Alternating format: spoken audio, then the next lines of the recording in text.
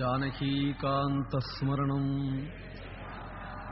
गोविन्दनामसङ्कीर्तनं सद्गुरुमहाराज की। श्रीकान्तो मातुलो यस्य जननी सर्वमङ्गला जनकः शङ्करो देवः तं वन्दे कुञ्चराननं कूजन्तं राम रामेति मधुरं मधुराक्षरम् आरुह्य कविताशाखां वन्दे वाल्मीकिकोकिलम् आञ्जनेयमतिपाटलाननं काञ्चनाद्रिकवनीयविग्रहम् पारिजाततरुमूलवासिनं भावयामि पवमाननन्दनं यत्र यत्र रघुनाथकीर्तनं तत्र तत्र कृतमस्तकाञ्जलिं बाष्पवारि परिपूर्णलोचनं मारुतिं नमत राक्षसान्तकम् वैदेही सहितं सुरद्रुमतले हैमे महामण्डपे मध्ये पुष्पकमासने मणिमये वीरासने सुस्थितम् अग्रे वाचयति प्रभञ्जनसुते तत्त्वं गुणिभ्यः परम् व्याख्यान्तं भरतादिभिः परिवृतं रामं भजे श्यामळं जानकीकान्तस्मरणम्।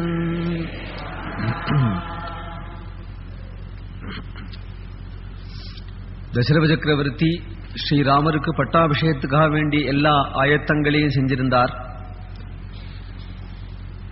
மந்தரேங்கிற கூணி கைகேயினுடைய மனசை கலக்கி விட்டாள். துஷ்ட சங்கத்தினாலே புத்தி கெட்டு போன கைகேயி சுயநலத்தினால ராஜ்யத்தை எப்படியாவது தன் பிள்ளையான பரதனுக்கு சாதிச்சு கொடுக்கணும் என்பதற்காக வேண்டி இன்ன வரன் அப்படின்னு சொல்லாதபடியே 2 வரன் என்று கொடுத்திருந்த, எந்த காலத்திலேயோ கொடுத்திருந்த வரனை இப்பொழுது இந்த வரன் என்று அதுக்கு ரூபம் காட்டி நிர்பந்திச்சு தசரதரிடத்துல இருந்து எப்படியோ ராமருடைய பரதனுடைய பட்டாபிஷேகத்தையும் ராமருடைய வனவாசத்தையும் நிர்பந்திக்கும்படி தசரதரை சிரமப்படுத்தின்றிருக்கிறார். பொழுது விடிஞ்சதும் பட்டாபிஷேகம். ராமபிரான் புறப்பட்டு வரார். சுமந்தரை அழைத்து கொண்டு வந்தார். இப்பேற்பட்ட ஒரு பெரிய குடும்பத்திலே, கட்டுக்கோப்பான ஒரு குடும்பத்துல கண்ணுக்கு தெரியாத ஒரு பெரிய சத்ரு அந்த குடும்பத்திலேயே சாப்பிட்டு அந்த குடும்பத்திலேயே இருந்து கண்டு வெளில தெரியாத எவ்வளவு பெரிய காரியத்தை சாதிச்சு விடுத்து அப்படிங்கிறது ஆச்சரியமா இருக்கு. 4 அசடர்கள் சேர்ந்து நடத்தக்கூடிய சாதாரண குடும்பம் இல்லை தசரதனுடைய குடும்பம். தசரதனே ஒரு பெரிய ராஜ்யம் அப்படின்னு சொல்லணும். அவ்வளவு விஷயங்களை தெரிஞ்சவன். தசரதனுடைய குடும்பம், தசரதனுடைய ராஜ்யம் அப்படின்னு சொன்னாலேயே உலகம்தான். அத்தகைய ஒரு பெரிய மனுஷனை ஒரு துஷ்ட சங்கம் கெடுத்தோடு அப்படின்னு சொல்றது. பொதுவா சத் சங்கம் வேணும், துஷ்ட சங்கம் கூடாது அப்படின்னு பொதுவாக இதுபோல புராண பிரசங்க மேடைகள்ல கேட்டிருப்பீர்கள். புண்ணிய கிரந்தங்களை படிக்கும் பொழுதும் சத் சங்கம் வேணும், துஷ்ட சங்கம் கூடாது என்று படிப்போம். சத் சங்கத்தினாலே விவேகம் உண்டாகும், துஷ்ட சங்கத்தினாலே மௌಢ்யம் உண்டாகும், பொல்லாத்தனங்கள்லாம் உண்டாகும். பொதுவா சத் சங்கம் சர்வமங்கலத்துக்கும் ஹேது என்றெல்லாம் சொல்ற வழக்கம். இதனாலே பொதுவா எங்கு பார்த்தாலும் என்ன தோணும், சத் சங்கம் என்று சொன்னால் பாரமார்த்திக வாழ்க்கைக்கு அனுகூலமானது. சத் சங்கத்தில் சேர்ந்துவிட்டால் சாதுக்களுடைய கிருபைக்கு பாத்திரமானால் மோட்ச மார்க்கம் திறந்து வச்சிருக்கும் அப்படிங்கிறது மட்டிலும் நமக்கு சத் சங்கத்தால புரியும். துஷ்ட சங்கம்னா பகவத் விஷயத்துக்கு விரோதிகள், அவர்கள் தான் துஷ்டர்கள் அப்படின்னு மட்டிலும் புரியும். ஆனால் இப்பொழுது ராமாயணம் காட்டுற துஷ்ட சங்கம் பகவத் விஷயம் வரையிலும் இல்லை. குடும்ப வாழ்க்கையிலேயே துஷ்டால் உண்டு. துஷ்டர்கள் அப்படிங்கிறவர்கள் ஏதோ மதுபானம் பண்ணிவிட்டு நடுவீதியில புரண்டு இருந்தால் இவன் துஷ்டன்னு தெரியும், அவனோட சேராம இருக்கலாம். இல்லை நேரத்துல பணம் கட்டி விட்டு சூதாட போறான்னா அவனோட துஷ்டன்னு தெரியும், சேராம இருக்கலாம். தப்பு தண்டா இந்த இடத்துல பண்ணிட்டு இருக்கான்னு தெரிஞ்சாலும் சேராம இருக்கலாம். நம்ம குடும்பத்திலேயே இருந்து மதுர வச்சனமாக நமக்கு வேண்டியவைகள்லாம் பேசி பழகி நம்ம பந்துக்கள்ல ஒத்தரை போல இருந்து ஆனால் கட்டுக்கோப்பான குடும்பத்திலே அவ்வளவு ஆர்ஜவத்தோடு கூடிய மனசை கெடுத்து குடும்பத்தை சின்னாபின்னமாக கூடிய துஷ்டர்கள் உண்டு அப்படிங்கிறது குடும்ப வாழ்க்கையில அவசியம் தெரிஞ்சிக்க வேண்டியது. இது சன்னியாசிகளுக்கு இல்லை. தசரதனுடைய அப்பேற்பட்ட ஒரு குடும்பம் ஒரு கல்லு கோட்டை. இந்த கல்லு கோட்டையான இந்த குடும்பத்துல அந்த கோட்டை இடிஞ்சு விழும்படியாக ஒவ்வொரு பிள்ளைகளும் சாமான்யமான பிள்ளைகளா அவதார புருஷர்களான மகாபுருஷர்களான ராமலட்சுமண வரவசத்ருகுணர்கள் நான்கும் மர உரி உடுத்திக் கொண்டு ஜட்டாபாரம் தரித்துக் கொண்டு சந்தில நிற்கும்படியாக குடும்பத்தினுடைய தலைவன் அடியோடு ஒழிஞ்சு போகும்படியாக நாடு நகரங்கள்லாம் 14 வருஷம் காகான அலறின் இருக்கும்படியாக பண்ணினது ஒரு சைன்யம் இல்லை. எங்கேந்தோ பிறந்து ஒரு பெரிய ராட்சசம் வந்துடல, அசுரம் வந்துடல, ராவணம் வந்துடல, ஒரு பெரிய படை வந்துடல. ஆத்திலேயே பழகின்றிருக்கிற ஒரு பொம்மநாட்டி, ஆத்திலேயே பழகின்றிருக்கிற ஒரு பொம்மநாட்டி இன்னார் செஞ்சதுன்னு தெரியாத பண்ணிவிட்டாள். தசரதன் குடும்பத்தையே கலக்கி விட்டாள், நாட்டையே கலக்கி விட்டாள். இன்னார் செய்ததுன்னு தெரியாத பண்ணிவிட்டாள். அப்படி ஒரு காரியத்தை பண்ணிவிட்டாள் ஒருத்தி. அவளுடைய ஒரு க்ஷண சங்கத்தினால கைகேயினுடைய ஹிருதயம் எவ்வளவு பொன்னா இருந்தது, சுத்தமா இருந்தது. அவள் தானே சொல்றாள், ராமேவா பரதேவாகம் விசேஷம் நோபலக்ஷயே. ராமன்னு பரதன் எனக்கு பேதம் இல்லை, 2 குழந்தைகளும் என் குழந்தைகள் தான் என்று சொல்லக்கூடிய அவ்வளவு கவிடு சூது அற்ற மிருதுவான சுத்தமான ஹிருதயத்துல எப்பேற்பட்ட பிடிவாதத்தை சொல்லி கொடுத்து கடைசியில தாலி கட்டின கணவனான தசரதன தன்னுடைய சத்ருன்னு தோன்றது. தான் பெத்த பிள்ளைய போல அபிமானிச்சென்ற ராமன் தனக்கு வேண்டாதவன் தோன்றது. கௌசல்யே கைகை சுமித்ரை இவர்கள் எல்லாரும் சூழ்ச்சிக்காரியன்னு தோன்றது. பந்துக்கள் அத்தனை பேர்களையும் நரி மாதிரி தோன்றது. நமக்கு இவ்வளவு பேர்களும் விரோதிகள் அப்படின்னு தோன்றது. தசரதனையே விரோதி என்று தோன்றது. மந்தரைய மட்டிலும் புத்திசாலி என்றும் தனக்கு வேண்டியவள் என்றும் தன்னுடைய பிரத்யட்ச தெய்வம் என்றும் தோன்றது. இதுதான் சத்சங்கம். ஒருத்தர திருத்தறதுக்கு கூட நாளாகும். துஷ்ட சங்கம் கெடுக்கிறது ஒரு க்ஷணத்துல கெடுத்து விட. துஷ்ட சங்கம் லோகம் பூரா இருக்கு.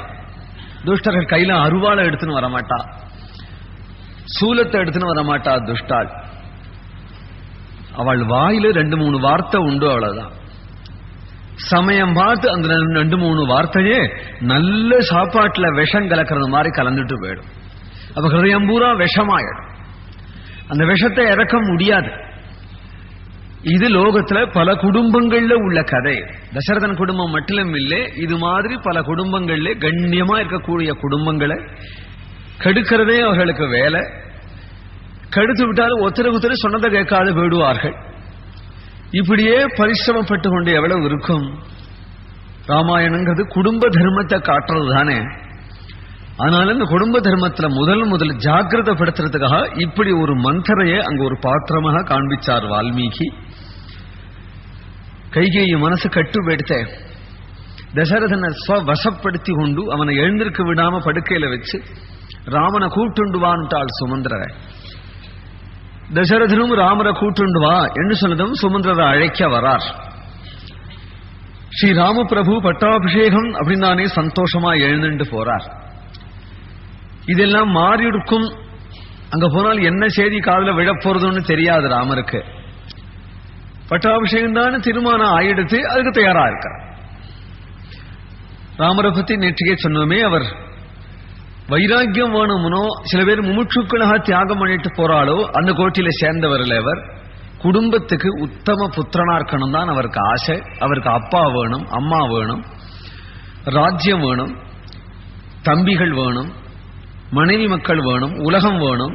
எல்லாத்துக்கும் அடிப்படையாக தர்மம் வேணும். எல்லாரையும் தர்மத்துல வச்சு பரிபாலிக்கணும். உலகத்துக்கே ஆதரிச்சு குடும்பமா இருக்கணும். தன்னுடைய குடும்பம் கண்ணியமா இருக்கணும், உத்தம புருஷனா இருக்கணும். இப்படி ஆசையே தவிர எல்லாத்தையும் திறந்துட்டு போயிடணும் அப்படிங்கிற ஒரு எண்ணம் அவர் கிடையாது. அதனாலே பட்டாபிஷேகம் தான்.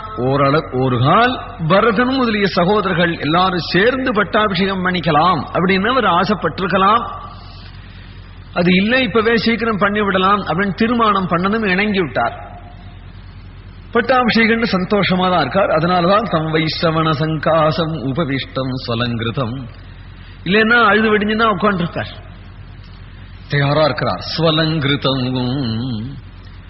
நிறைய பட்டு பீதாம்பரங்கள்லாம் சாத்தி கொண்டு, உயர்ந்த மோதிரங்கள் பூஷணங்கள் ரத்ன கங்கணங்கள்லாம் பூட்டி கொண்டு கூப்பிட போறான்னு உட்காந்துருக்காள். ஏனால் எது எப்படி இருக்கணுமா அப்படி இருக்கணும், வனவாசம்னா அப்படி இருக்கணும், ராஜானா அப்படி இருக்கணும். எல்லாம் ராமருக்கு தெரியும். எதுவும் அவருக்கு பெருசு இல்லை, எதுவும் சின்னது இல்லை. அந்தந்த டயத்துக்கு எதுவானாலும் அவருக்கு சந்தோஷம் தான். அது அவருடைய சுபாவம். இப்ப பட்டாபிஷேகம் அப்படிங்கிறதுக்காக ராஜவேஷத்தோட உட்கார்ந்துக்கிறார். நமக்கு பட்டாபிஷேகம் நடக்க போறதே. ததரிச சூதகா பரியங்கே சௌவர்ணே சோத்தரச்சதேகே வராக ருதிராபேணே சுச்சினாஜ சுகந்தினா அனுலிப்தம் பரார்த்தியேன சந்தனேன பரந்தபமுகும் ஸ்திதயா பார்ஸ்வதச்சாபி வாலவ்யஜனஹஸ்தயா உபேதம் சீதயா பூயகா சித்ரயா சசினம் யதா. சீதாதேவி பக்கத்துல இருந்து சாமரம் போட்டு கொண்டு இருக்க, மார்பு நிறைய சுகந்த கலப சந்தனம் சாத்தி கொண்டு ஸ்ரீராமன் உட்கார்ந்திருக்கும் பொழுது சுமந்திரர் அங்கேன்னு வந்தார். வவந்தே வரதம் வந்தி வினயத்யோ வினீதவது, நமஸ்கரிச்சு விட்டு ஜயா விஜயீ பவா தசரத சக்கரவர்த்தி தங்களை அழைக்கிறார். பட்டண ராமர் எழுந்து கொண்டார். சந்தோஷமா கையை வீசி கொண்டு புறப்படுறார். பட்டாபிஷேகத்துக்கு நிச்சயம் தெரியும். சீதையை பார்க்கிறார். யாதிருஷி பரிஷத்தத்திரங்கிற அந்த இடத்துல எப்பேற்பட்ட ஒரு சமாஜம் கூடி இருந்தால் இந்த சுமந்திரன் வந்திருப்பார். பரம பூஜ்யரான சுமந்திரன் வந்திருப்பார். என்னுடைய ஹிதத்துக்காக எங்க அம்மா கைகேயோட கூட அப்பா ஆலோசனை பண்ணி எல்லாம் செஞ்சுட்டு இருக்கார்கள் நினைக்கிறேங்க. பட்டாபிஷேகம்னா தானும் உண்டேன்னு தேவி 10 தப்படி நடக்கிறாள் கூட. தேவியை பார்த்து ஸ்ரீராமர் உனக்கு உத்தரவு இருந்தா வரலாம் அப்படின்னு நிறுத்தி விட்டார். உடனே தேவி மங்களாசாசனம் பண்றாள். பட்டாபிஷேகம் ஆகணும், அர்த்தத்தை சம்பாதிக்கிறத தர்மம் செய்யறதுக்காக தானே. நீங்கள் பெரிய அஸ்வமேத வாஜபேயாதி யாகங்கள் எல்லாம் செய்யணும். அந்த யாகம் செய்யும் பொழுது யஜ்ஞ பத்னியாக உங்களோட கூட நான் இருந்து அந்த சுகிருத்தங்களை நானும் அடையணும்.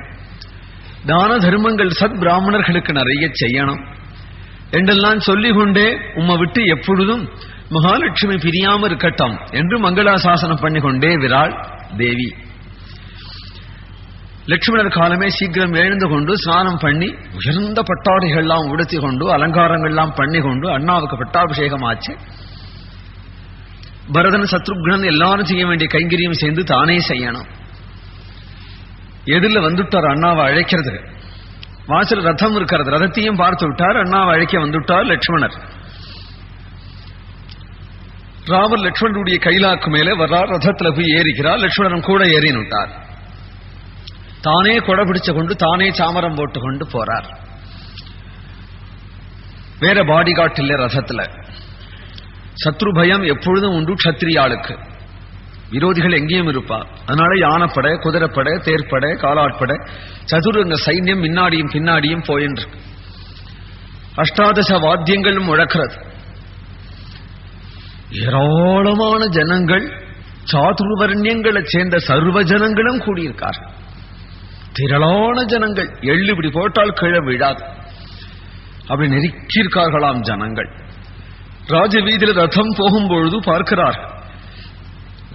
நகி தஸ்மான் மனக் கஷ்சித் சக்ஷுஷீ வானரோத்தமாத் நரசக்னோத்யபாக்ரஷ்டும் அதிக்ராந்தேபி ராகவே யஸ்ச ராமம் ந பஸ்யேத்து